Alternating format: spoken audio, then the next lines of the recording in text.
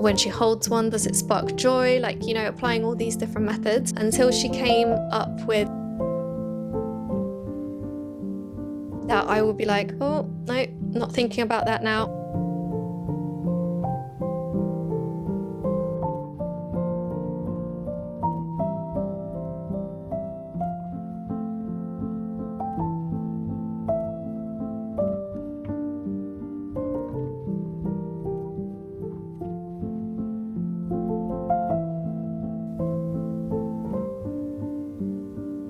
Hello friends, this week I decided to really focus on decluttering some of my clothes mostly, but also other parts in our home that I have neglected for quite a while, and I'm starting to feel overwhelmed.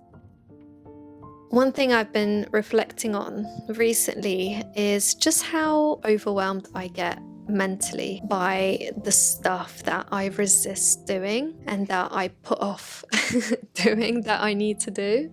And it could be little things that over time just amount into this big stressful situation or sensation in my body. So even if we are uncomfortable, sitting too long in that uncomfortability, it makes you start to feel comfortable with it. Does that make sense? You start to have some pain in your body, let's say. The more you sit with it, the more you resist getting help, the more you start to feel comfortable with it, because knowing that now it's becoming a real issue and you have to do something about it, it could be uncomfortable to then reach out for help, because you know the consequences of that will be a lot bigger than if you did something about it when the pain was still quite small. In my case this week, I've noticed that I have been paying attention to these small issues that have been coming up for me for a long time. Like, it would just be in my day to day and a thought will come on and it will be so insignificant or so minor that I will be like, oh, no,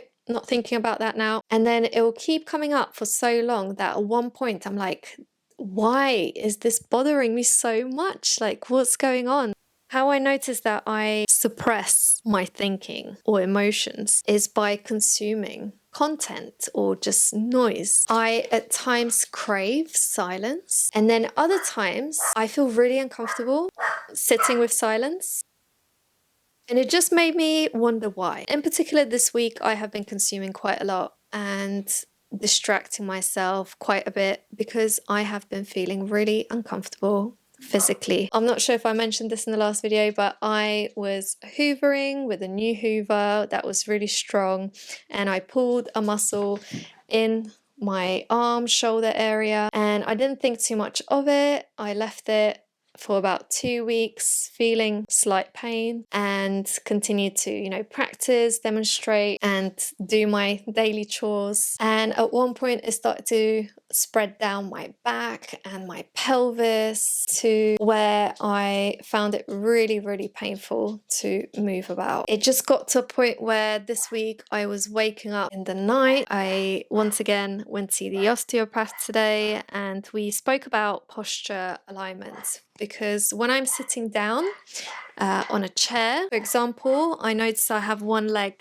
like this. What that does over time is it brings an imbalance to my pelvis. Anyway, let's talk about decluttering as a process. I've reflected on a few points that I wanted to share with you today. There's a constant thinking, whether it's conscious or unconscious, knowing that there's stuff in the home, even if hidden in boxes. I would sometimes think about those. So there's a box in my closet that has books, and sometimes I would think, oh, that book's in there. And I wonder, like, why do I think about that? That thinking creates mental noise. And do I really need to keep those things? One of my drawers, I'm not able to close anymore because I'm just stuffing things inside because there's no space or I don't have a place to put something.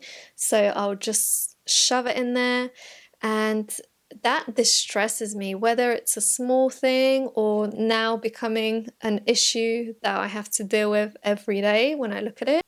And ideally, I would like to do this on a regular basis. And some of the things I do, but sometimes I'm still like, oh, I'll just wait till I have time for that. Or I'll just wait for a couple more things so that it feels like a bigger accomplishment for some reason. I'm really sitting with my beliefs and the thoughts that come up for me and questioning where they're coming from and why. There must be a reason for them to be coming up. Number one of approaching decluttering is to get things out into the open. If there are certain items that you're not really sure about whether you want to keep or get rid of or donate, just make an extra pile where you can keep for an extra week. If it's less than, let's say, £20, or everyone will have a different financial view on this, but I would say a £20 mark is probably a good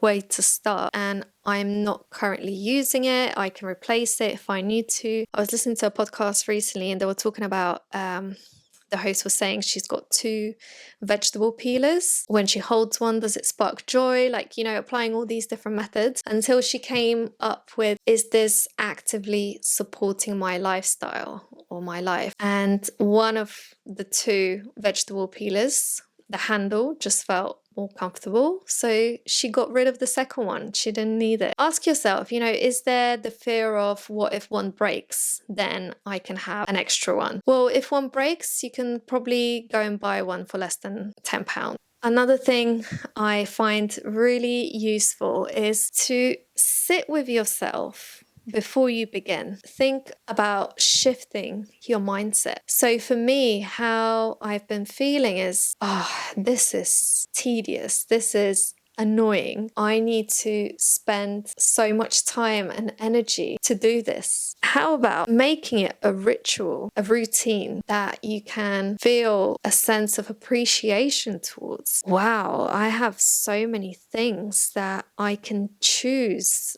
to keep or let go or give to other people. Like, some people don't have like a fraction of the things that I have, and here's me sitting here complaining about having to sort through my items and let some of them go. And it's not to feel embarrassed about it, but just to shift perspective on what you're about to do. Tell the mind that what you're about to do is something interesting, something exciting even.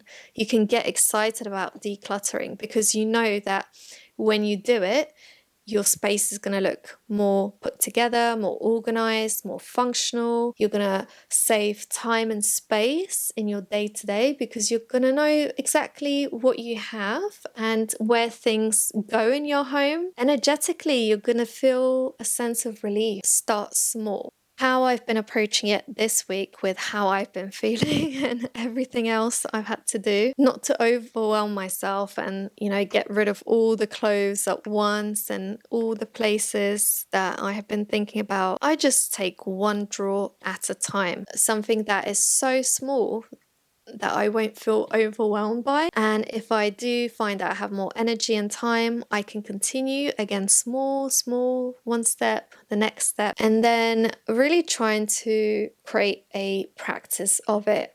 So once a week, once a month, writing down exactly what I want to go through. In some seasons of life, we may have more space and time, and others may feel more rushed and busy. Do your best. That's all you can do. Trixie, who had a haircut. Thank you so much for being here. It will mean a lot to me if you subscribe to the channel. It really does help me out. Hitting that bell also will notify you when I have a new video, and interacting with the video, also letting me know how you found the content. Was it useful? What would you like to see more of? I really appreciate it, and I wish you a wonderful day. Hope to see you in the next one. Bye.